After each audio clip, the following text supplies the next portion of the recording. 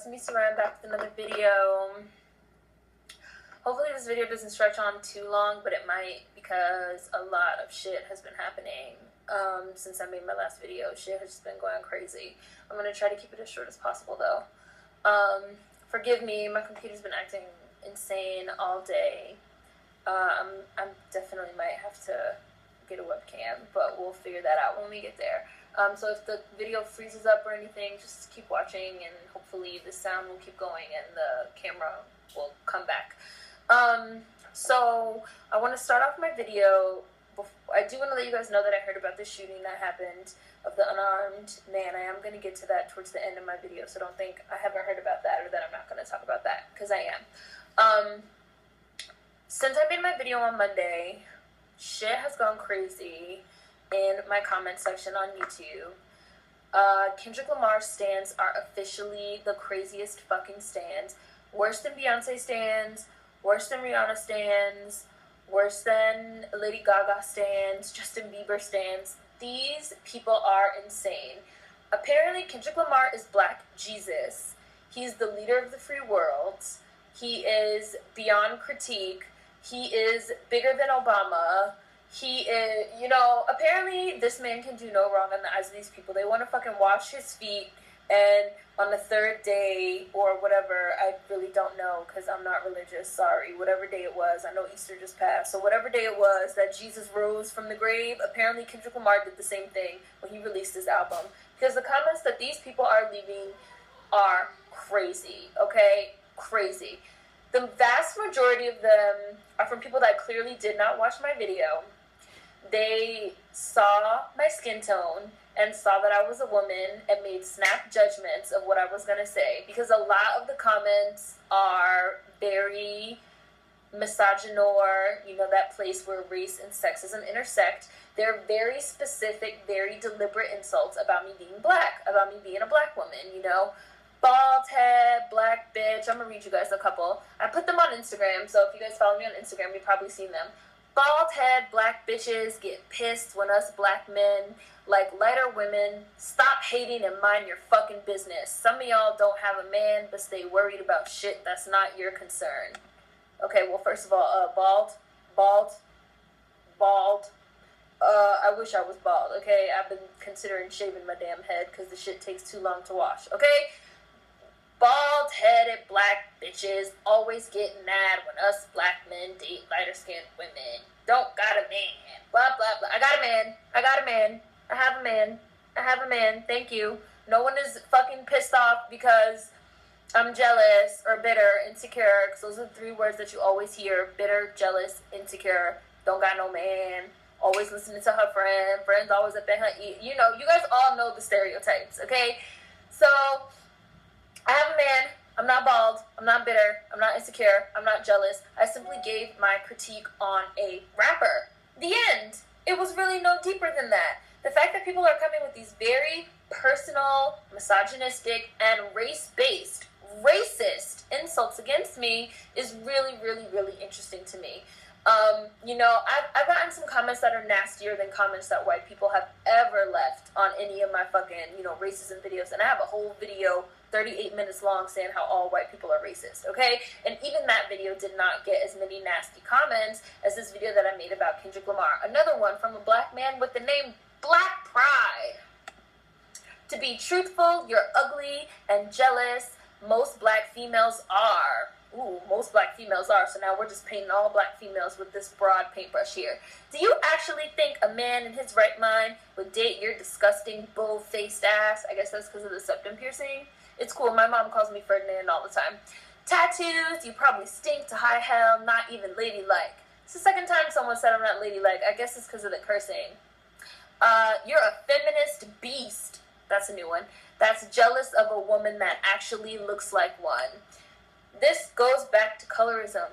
If you guys watched my On Colorism video, I said in that video, someone asked me, why are black girls seen as not feminine? And what did I say? It's because we're black. It's because femininity has, historically been closely linked to whiteness. lily white skin, pale white skin, soft hands, delicate, feminine, ladylike. You know, she doesn't do any work around the house. She doesn't do this. She doesn't do that. So when you have darkness, which is typically associated with testosterone, masculinity, when you have darker skinned women, when you have women that, you know, black women historically, we were right out there in the fields with the men during slavery times, pop out a baby and keep on going. None of that is seen as feminine. And all of these pervasive, very pervasive ideas and stereotypes that we have learned and internalized from white supremacy and from conditioning are still prevalent, extremely prevalent in our own black communities, so that the majority of the insults you see even slung at black women are insults that we learned from white people. Non-feminine. He said I was not feminine. I happen to think I'm quite feminine and ladylike, despite the fact that I curse like a sailor. But he said I'm not feminine. Why am I not feminine? He specifically talked about the way that I look. The way that I look. Black woman, bitter, black, black, black, black, black, black, black, black, black people that think their own blackness is ugly, is disgusting. You know, you probably stink. Well, I probably stink because I'm black. Your name is Black Pride. Like, you know, black people that are anti-black, black people that don't like other black people, especially other black women, especially dark-skinned black women, because they have internalized racism. Just like I talk about all the time, internalization from growing up within a racist, white supremacist society, okay? And I have so many comments just like this. I've been trying to moderate, but there are a lot of comments. There's like over 500 comments. So if you guys see a really nasty one, you can feel free to report it yourselves, or if you're getting into it with someone. I'm trying to moderate them. I'm sorry, I've been trying, but it's really, really hard because there's just so many comments. And Kendrick Lamar apparently has a lot of stands that think he rose on the third day like Jesus Christ and that he is above critique. And, you know, I had someone leave me a comment that said, like, you are tearing down the black community by talking all this shit about this successful black man, and instead of using your time and energy to tear down this black man and tear down the black community, you should put more effort into uplifting the black community. That one really fucking offended me. The ones about how I look and this and that, I know that people have, you know, internalized anti-blackness and colorism, which I'm going to get to as soon as I finish talking about this. That didn't really bother me. But the one about, you know, acting like Kendrick is somehow above critique and no one can talk about him, and if you talk about him, you're tearing down the black community. That really fucking offended me. This man is an entertainer. He's an entertainer. He's a rapper. He is not Martin Luther King. He is not Malcolm X. He is not even Harry Belafonte. He is not a civil rights activist. He has not been on the front lines of any protests. I don't even know if this nigga has been to Ferguson, but you know who has been to Ferguson? I've been to fucking Ferguson. I spent my own money, and I'm damn sure not a fucking millionaire. I spent my own money to go to Ferguson for the Ferguson October protests, okay? I've been to multiple protests in my city as well as in other cities where I paid my own money to go. I fucking have a whole series of videos about supporting the black community through buying black economic power, strength in numbers, black wealth, buy black, support black-owned businesses. I have a whole series. My Black Friday playlist has 5 videos in it right now at this moment, and none of those videos have even cracked 1,000 views. My Kendrick Lamar video got 5,000 views in one day, though. So it's like, you people, Kendrick Lamar stands, talking about how people that critique him are tearing down the black community, but you don't know what any of us are doing for the black community. I like to think that I'm very involved in the black community. This is my 97th video. I've been making videos for 7 months. I made that video on Monday. I've made 2 other videos about Kendrick Lamar. I've made multiple videos about do your work, fight racism, white supremacy. I have a whole series of videos about white people, domestic white terrorism, on white male rage, the video about white people where I break down concepts of living in a racist white supremacist society. Like I said, I have my Black Friday series where I tell you guys about all these different black businesses. Everything in my house right now comes from a black-owned business. Lotion, shampoo, toilet paper, napkins, facial tissues, paper towels, trash bags, face scrub, like literally everything. I'm about to start buying tea, which you guys will get a video on that coming soon. all I'm doing is for the uplifting of the black community, up to and including my critique of black entertainers. But people latch onto these people like they're fucking Jesus Christ, and like if you say anything bad against them, you're somehow talking down bad against the black community, even though this side of 3 months ago, this nigga was telling y'all to pull your pants up and respect yourselves and stop fucking up your own communities. It's wild. It's fucking bizarre. And someone actually left a comment on my video that said that he felt like the reason why people go so hard for these artists is because they're starving for something and especially Kendrick Lamar, is because they're starving for something of sustenance in their music, in their media. You know, they need some type of nourishment. You know, the music's not about shit, TV shows are not about shit, nobody's about shit. So when someone comes along that is about shit, pretend or otherwise, you know, real or fake, they latch on because it's giving them something that they are desperate for. And, you know, that really resonated with me, and I can kind of see that. I agree that, you know, there's too much filler and not enough substance, but that doesn't mean that you fucking brutally attack people, because this man is not a god, he's not a deity, do not idolize him. He's a rapper, he's an entertainer, he can fucking be scrutinized and critiqued just like everyone else. And especially when you're gonna fucking accuse people of not uplifting the black community, you don't know what I do for the fucking black community, so fuck you, one. And two, if the bulk of your fucking criticism of what I said is going to revolve around how I look and my skin color and the way that I wear my hair and shit like that, now we're getting into colorism. Now we're getting into internalized racism. Now we're getting into anti-blackness that black people have against other black people. So how is that uplifting the black community? Tearing down black women for being black.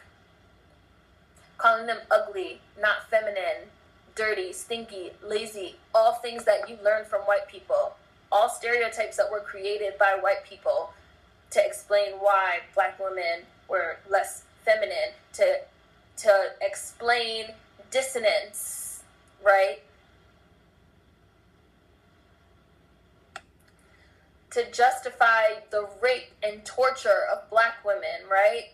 These are still prevailing stereotypes that have stuck around, which, you know, I've said in other videos, and the same thing about black men, lazy, criminal, thugs, this and that. These are pervasive stereotypes. They've stuck around.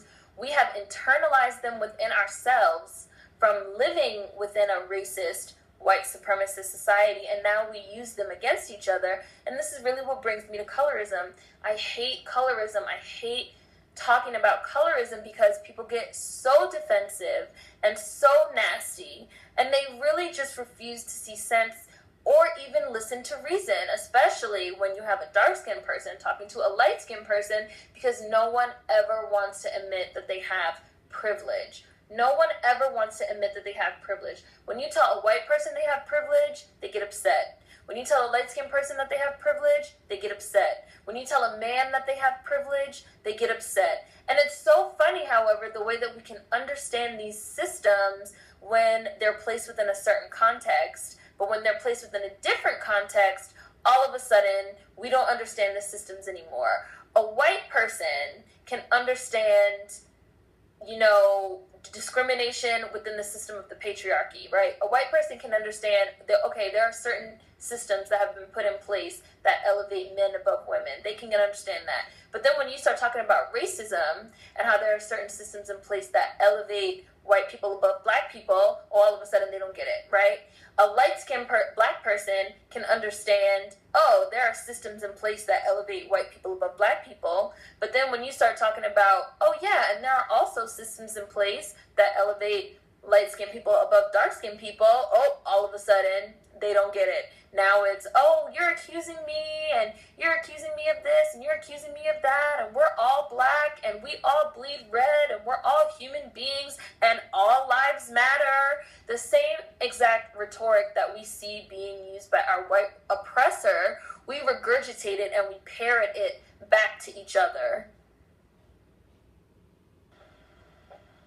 Hi, so I was starting my computer because clearly I was having technical difficulties, but yeah, let's keep it going.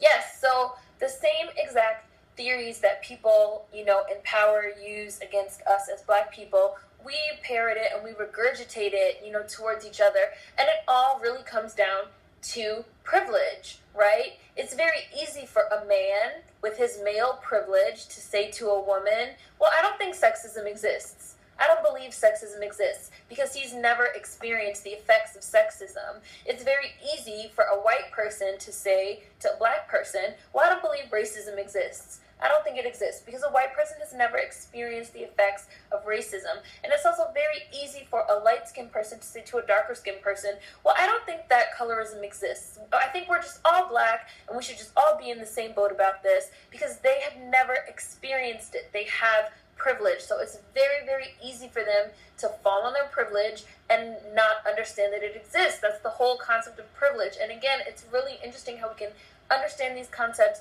when they're, applied to certain systems, but not when they're applied to other systems. I have some Tumblr posts here that I'm going to go through reading you guys, because people have just been talking about this all day, and I've been really surprised by the amount of light-skinned black people that I see basically sounding like white people.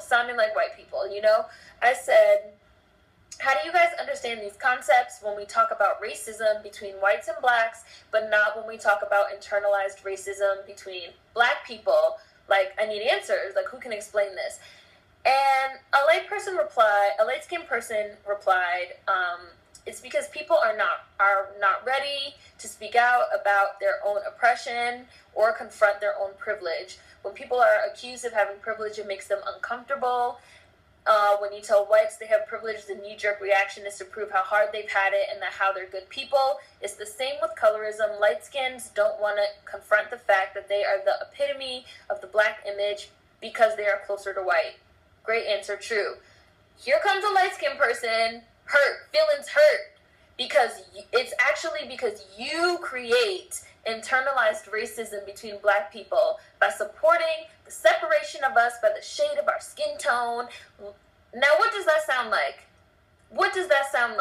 You create internalized racism between black people by supporting the separation of us by the shade of our skin tone. That sounds like white people. That sounds like the same exact thing white people say. Well, when you guys say that Black Lives Matter, you are separating us by the shade of our skin tone, and you are creating racism, and you are the real racists, right? We're parroting this same rhetoric in our interactions with one another as black people. Moving on to the next one, a different light-skinned person. I hate light skin versus dark skin. Y'all both get called nigga in slavery. Both couldn't eat at the counter in Jim Crow days. Black men and women need to shut the fuck up. If you're bashing who you date on skin tone, then you're being racist to yourself, which makes you no better than a real racist. I was like, oh my God, is this a reverse racism post? Did I just read a "you're the real racist" post by a black person directed at another black person? Right? That's what I really just read. If you bring up colorism, you're no better than white people oppressing black people. You guys literally have these white people's words coming out of your mouths. And I said, is this a reverse racism post? Is this like a "we are all the human race" post? Like, or did you really just say you're the real racist? You don't get the point at all. The point is that we're all black, but not all blacks are equal. And I really want to say that again, because I really feel like that's the point. No one's trying to take anyone's blackness away. Because someone said that to me earlier, like, oh, light-skinned people get defensive because they feel like you're challenging their blackness and you're trying to take their blackness away. I can't take anyone's blackness away from them. I can't take your blackness away from you. If your parents are black, you self-identify as black, you're black, right? I said I felt like Kendrick Lamar's fiance, girlfriend, whatever, was racially ambiguous. I do think she's racially ambiguous, and that's not about skin tone. I feel like her facial features are ethnically ambiguous. That is my opinion of her face. Am I saying the girl is not black? No, I've seen her parents. Her parents are clearly black. She self-identifies as black. She's black. However, her black and my black, looking the way that I look, is not the same. Are we both black? No, but we are not the same. We are not going to have the same black experience. Logic and J. Cole. Do they both have the same genetic makeup of one white parent and one black parent? Yes. Can they both self-identify as black? Yes, completely. But are they going to have the same black experience? No.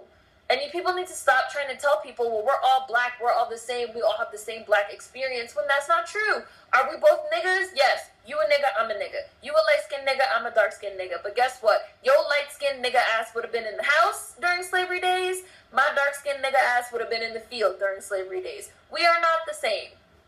We are not the same. I am a Martian. Like, we are not the same. And there's nothing wrong with that, right? People need to understand and accept that based on the fact that we are living in a racist, white supremacist society that revolves around Eurocentric ideas and standards of beauty, that light-skinned black people are going to have a different black experience than dark-skinned black people. This is proven. This is a fact. There are numbers, stats. I'm going to include tons of links for you guys saying that the color of your skin and the hue of your skin affects everything from the jobs you can get, school suspensions, prison sentence rates, jobs, fucking education, employment, romantic relationships, marriage rates, hue, not race, hue, right? Colorism, internalized racism within the black community has an effect on your black experience. That is not up for debate. This is not a debate. Don't ask me questions about it because it's not a fucking debate.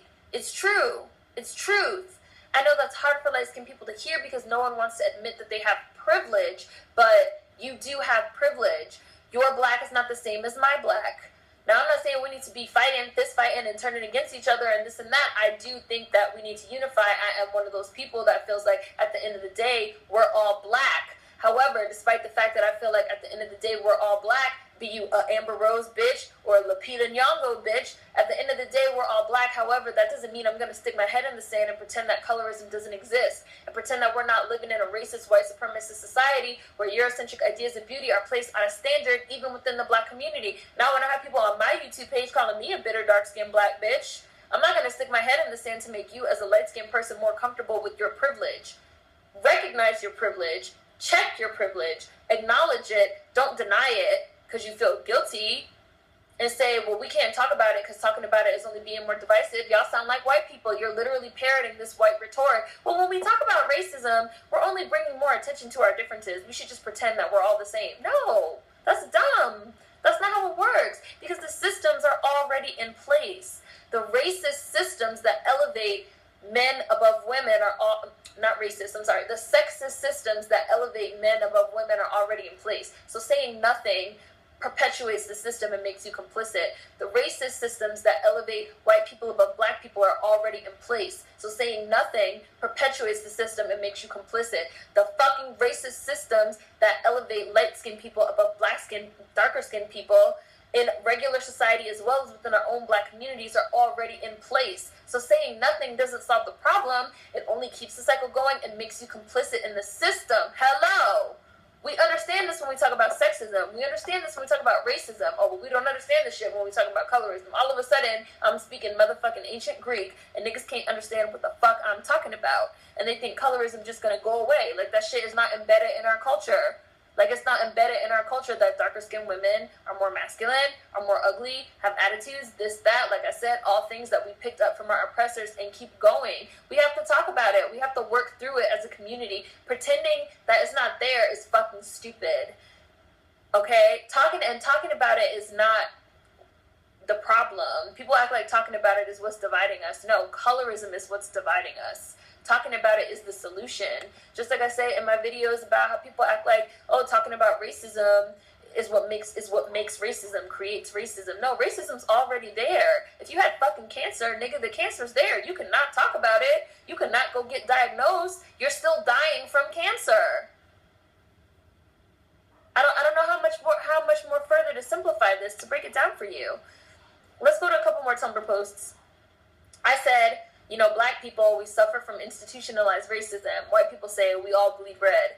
Darker-skinned black people, we suffer from internalized racism in the black community. Light-skinned people, we all bleed red, you know? It's the same concept. Denying that darker-skinned people suffer from institutionalized racism on a level that light-skinned people do not, you're in denial.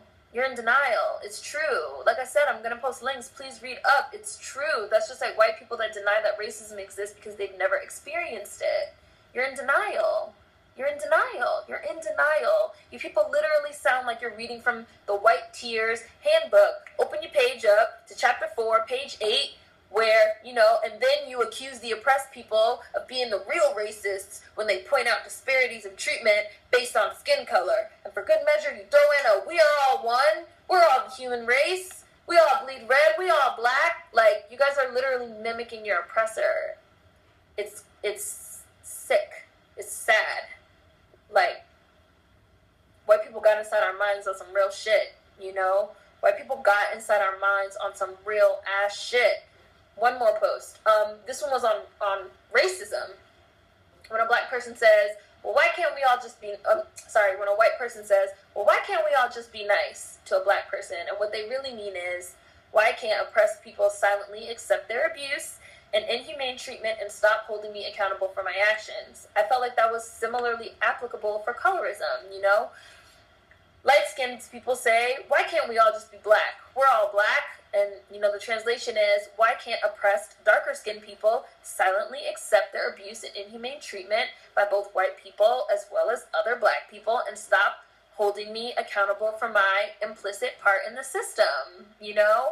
And then someone replied to me and said, colorism is real, but stop acting like dark-skinned people don't purposely exclude and alienate light-skinned people. I have never in my life felt dark-skinned people were less than me, but if I had $1 for every house slave joke, I'd have a small fortune. It works both ways. This infuriated me. I literally started screaming at my phone. Like, colorism does not work both ways. You sound white. You sound like a white person.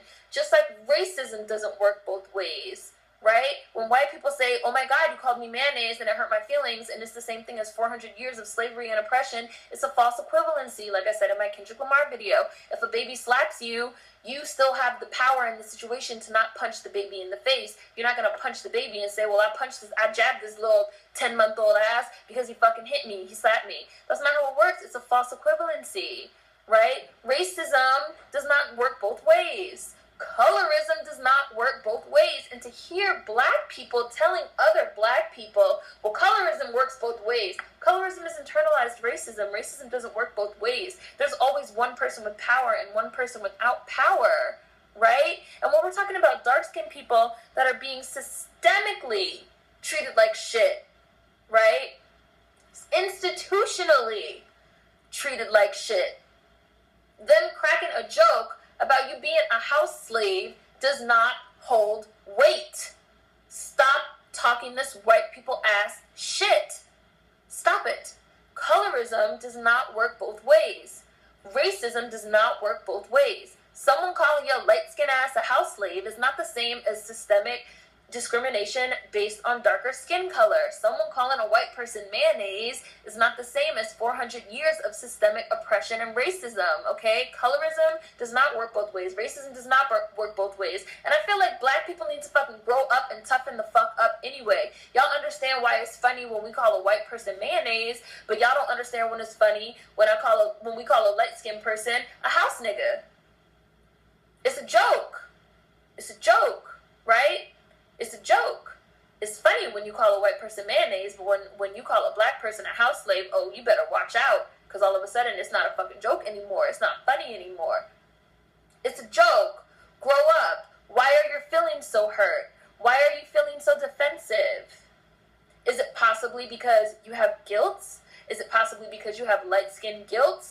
Is it possibly because you have your version of white guilt over your version of white privilege that you have within society? So when someone calls you a house slave, you overreact because you're projecting, just like when you're the one that's fucking cheating and your girl asks you what you want for dinner and you say, bitch, you cheated on me, because you're projecting how you feel onto that person. Could it be that deep down you know that you get certain privileges in our Eurocentric, racist, white supremacist society because you are light-skinned and therefore closer to whiteness? So when someone brings that up by joking around with you, calling you a house slave, you overreact and you take it defensively and you say that that's the same thing as them possibly getting a longer prison sentence than you? Why do you feel that way? Examine it. Examine your privilege. Understand that you have it and check it. Don't ignore it. Don't try to act like dark-skinned people teasing you are the real racists. In my family, we have all different skin colors and skin tones of people, and we fucking roast each other all the time because everyone knows it's just a joke, right? No one feels any type of way.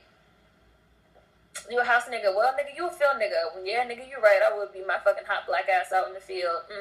I'd probably kill your ass if this was back in slavery days. Ha ha ha, we all move on. But you have people that can't take it because they feel guilty.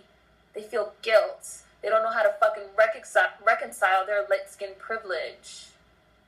We can only reconcile it by talking about it and accepting that it's fucking there and trying to dismantle the systems within our own black community.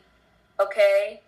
I'm one of those people that I do not subscribe to colorism, as you guys all know. I'm the first one to say, well, the nigga black. You got a black parent? You black. I don't give a fuck. You look white, but hey, you're black. However, with that being said, you will still have white passing privilege if you look white. You will still have light-skin privilege if you're light-skinned. I'm not going to deny that. I'm not going to deny the existence of colorism. But just because I point out that you have privilege or that colorism exists does not mean I'm challenging your blackness. Because I see so much of this. Well, you're saying I'm not black. You're saying I'm not black. Do you think that you're not black? Is that where this is coming from? Again, your guilt or, your guilt over your privilege? Because no one said that you're not black. No one's challenging your blackness. We're just pointing out your privilege and pointing out that within the black community, because that's all we can control, which is going to kind of move me into my last bit of this video about the man in South Carolina that got shot on Saturday. The only thing that's within our control is what we can do in the black community, as I say all the time. Racism in the white community is white people's problem. There's nothing we can do about that. What's going on in the black community, that's our problem. And we can work to fucking make it taboo to make a song where you say, beautiful black women, I bet that bitch look better red. We can work to make that a taboo where we fucking have an outcry against people saying that, just like we have an outcry against white people doing racist shit. We can work to make it a taboo when somebody only puts fucking light-skinned girls or non-black girls in a video. We can work to make that a taboo. We can have an outcry against that, just like we have an outcry against when white people do shit. We can work to make it a taboo when Don Kennedy says his ideal chick is a 5'3" stallion, daddy was from Harlem and mama was Italian, right? We can work to make that a taboo, right? We cannot support that. We cannot support that music. We cannot watch those videos. We cannot buy those albums. We can fucking say, hey, our fucking media, our own black media fucking bigs up light-skinned girls and biracial girls and fucking leaves dark-skinned girls in the dust, and we're not going to take that anymore because we're perpetuating internalized racism and colorism against each other. We can do that, but we can't do that unless we fucking accept that it's a problem, and niggas don't even want to accept that it's a problem. Light-skinned people got a knife in dark-skinned people's back. They pulling it out 8 inches and they calling it progress. They won't even admit that the knife is there. Think about it. And light-skinned people, no one's trying to say you're not black. Really. Don't even, don't. Just don't. I've said a million times, I don't give a fuck. I do not subscribe to colorism. I know tons of people that say, oh, if you're mixed, then the one drop rule, I don't give a fuck. I have tons of fucking light-skinned friends, pale friends, cousins. My grandmother's white passing. I'm not going to say she's not black. However, you do need to recognize that you have privilege, And the reason why I said that this kind of brings me to the shooting is because, for those of you that don't know, on Saturday, I'm sure you guys all know, in North Charleston, South Carolina, a man was shot 8 times in the back, unarmed black man. He was shot 8 times in the back by a cop. Basically what happened was he was driving his Mercedes. It had a busted taillight. He was pulled over for a routine traffic stop. Apparently there was an altercation and or confrontation. He ended up out of the car and shot 8 times in the back by a white officer named Michael Slager. Originally, the officer, Slager, said that they got into a fight over his taser, wherein Walter Scott wrestled the taser away from him, and that he shot him because he feared for his life, and his life was in danger. But it turns out that there was a passerby or a bystander that was recording the whole thing on the cell phone, and they anonymously released the footage. Hopefully this person has some type of protection, or they are actually completely anonymous, because we all know what happens to people that challenge the cops, and especially with recorded footage. Eric Garner, the dude that recorded Eric Garner's death, has since been locked up on some bullshit, trumped up ass charges, so hopefully that person has some protection. But a bystander, ended up recording the whole thing. What actually happened was that, Scott was out of the car, he was running away, he was 50 yards away from the man, running, fleeing in the opposite direction. Cop pulled out his gun, shot him 8 times in the back, murdered him in cold blood, and then proceeded to attempt to plant the taser, the weapon on him. Shot his ass up, killed him, walked over, checked him, put the taser next to him in the grass, and then he went on to file a police report stating, we got into an altercation, he got my taser away, I had to shoot him, I was afraid for my life, woo, woo, woo. That was the story, and here's the taser right next to him. That was the story until this video footage came out of him, shooting a man 50 yards away from him, running away 8 times in the back, killing him. Now he's been charged with murder. He murdered this man in cold blood. Protests have already started. It's really lit off, another wave of protests across the country. 300 unarmed black people have already been killed this year alone, which people are saying raises the statistic from 1 every 28 hours to, I believe, 1 every 8 hours. And it's a genocide. It's a Holocaust. You could believe it or not believe it, but it is a Holocaust. It is a genocide. We are at war with white people, and especially with the police. They're killing us. They're killing us.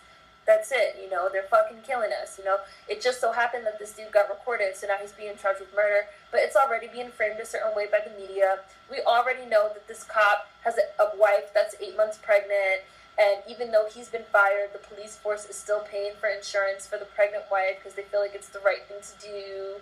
And we also know that, this man that was shot 8 times in the back while running away has a criminal record. So it's going to play out the same way as it always does. If he actually ends up getting locked up for murder and proven guilty, I'll be 100% surprised. Because you already see the apologists saying the same thing. Why was he running away? Why was he running away? Why was he running away with the current racial climate? Why was he running? I would have ran my ass away too. I probably would have got 8 hot ones in the back as well. Because I'm afraid of fucking police at this point, Why was he running away? Why was he driving the Mercedes with the busted tail light? Why was he even driving the Mercedes? Why this? Why that? Again, putting the onus of responsibility on the victim instead of on the cop who shot an unarmed victim 8 times in the back while he was fleeing, while he was running away. Okay? If you're black, you're a target. That's really all I can say to you, Protest, of course, get the word out, spread the word, but in my opinion, as I've said in other videos, at this point, this type of occurrence is going to keep happening. It's not going to stop. There's nothing black people can do short of changing our skin color to stop it. Pulling up your pants won't stop it. Respecting yourselves won't stop it.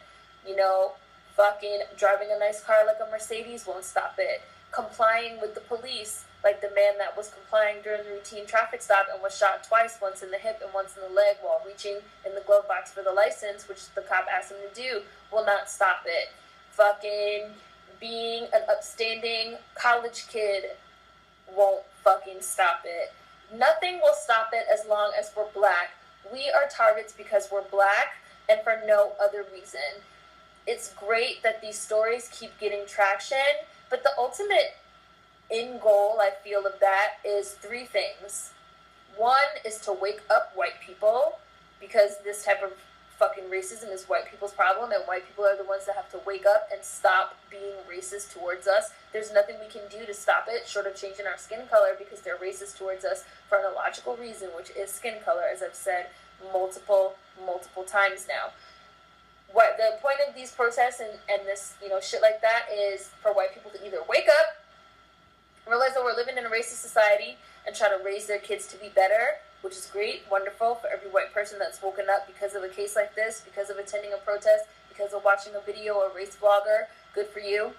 The other option, the second option is to wake up more black people, to get black people involved in protest movements, and to get black people aware of what's going on in this country so they can try to protect themselves as best as possible and stay safe and be aware with their interactions with police and everything else. Record that shit.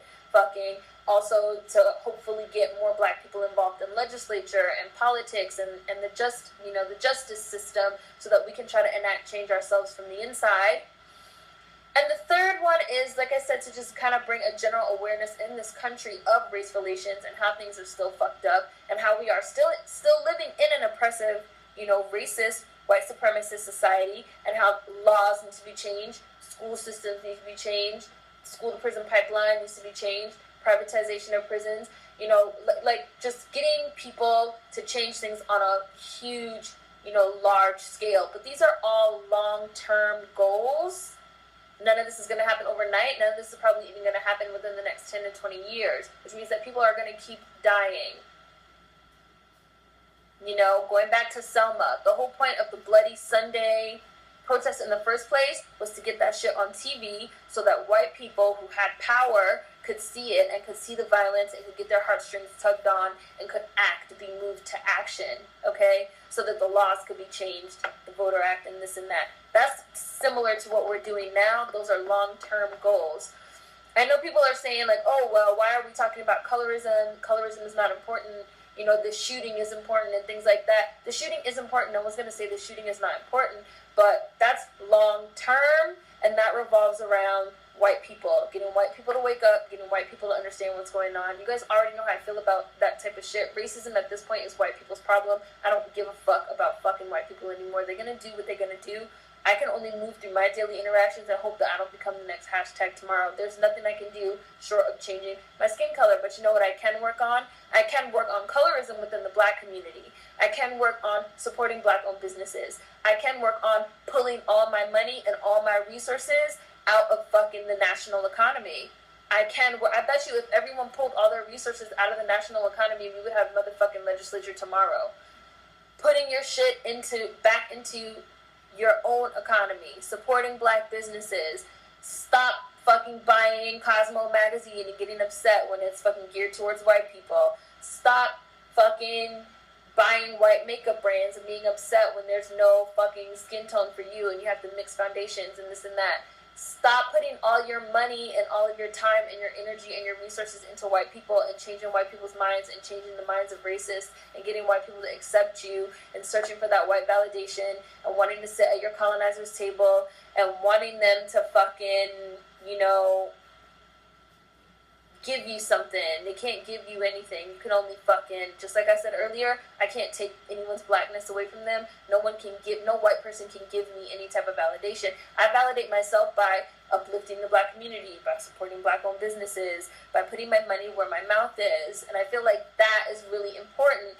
And especially now with this colorism shit, right? It's important to understand what we can do within our own community. Don't worry about white people. Don't worry about them. Don't worry about them. What can you do in your own community? What can you do to support your own black business? What can you do to big up your own house and fill your own house with black products? Don't worry about them. Do your work, right? That's just how I feel about that. That's why I don't do a video every single time somebody gets shot, because it's the same rhetoric over and over. But what are you going to do about it? You're going to go to a protest? That's great, wonderful. I've been to multiple protests. It's really, really awesome to see that people see that. But what's the next step? What is the next step?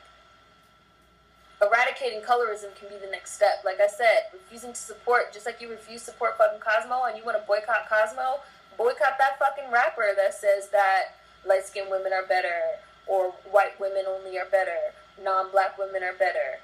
You know what I'm saying? Like, show people that in our own community, racism will not be tolerated, just like we won't tolerate it from white people. Black people are not monolithic. Not all black women are the same. Not all black men are the same. Holding on to these stereotypes that, as I said earlier in my video, were given to us by white people and passed down. All niggas are lazy. All black women have bad attitudes, and this and that is only perpetuating colorism and internalized racism and further ripping apart our community. We have to talk about these things and work through them and say to ourselves, we are not going to participate in this anymore. Instead of throwing all of our energy into white people who don't give a fuck about us anyway and not going to stop shooting us anyway.